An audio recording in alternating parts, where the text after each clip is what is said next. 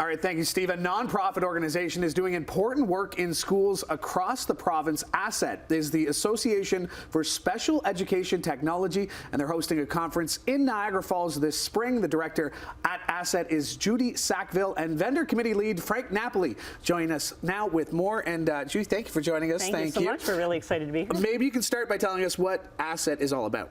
ASET is a conference that really supports special education in Ontario. And we have, in Ontario, there is funding that's provided by the Ministry of Education to support students. And we have been looking at being able to support students throughout Ontario. And we're 20 years old, and we have been around to be able to support educators. We have a keynote speaker, we have vendors from all over the world, actually. We've been around for 20 years and in Niagara Falls.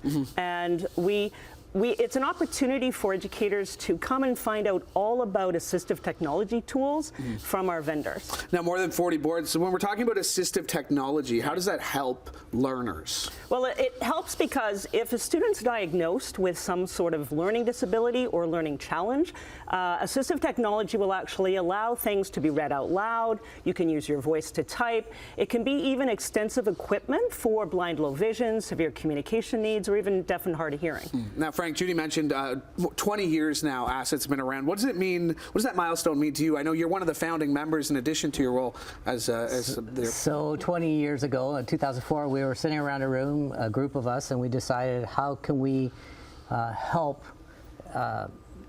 motivate people, get together, share information, and basically the new innovative assistive technology that was created in the early 2000s. I can't imagine the progress that's even been made in 20 years as well, Judy. But when you talked about what people can expect at the conference, but how does this work in conjunction with provincial education, like you mentioned there?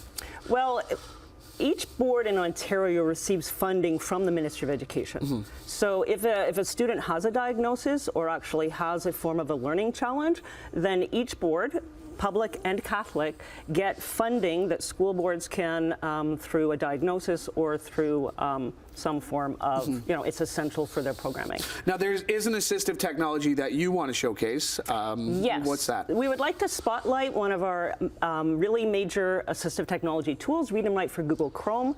They've been a long-time partner with ASET, and it really makes reading and writing and learning accessible. And this tool has many different features. It reads out loud.